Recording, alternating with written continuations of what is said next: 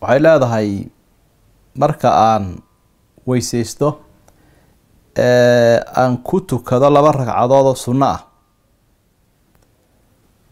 ma ku tukan karaa salaadii faralkayd weysada mise waa inaan faralkii u weysaystaa waxa baraarujin leh horta su'aalaha in la iskula yaabo maaha oo de qofba aqoontu meel bay u taagan tahay waxa laga yaabaa wax adiga aad kula sahlan inuu qofkan ku adag yahay oo de su'aasha qofku waxay ku salaysan tahay kolba cilmigiisu intuu leegin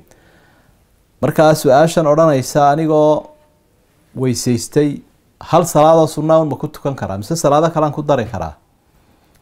jawaabteedu waxa weeyaan salaado kale aad ku dari kartaa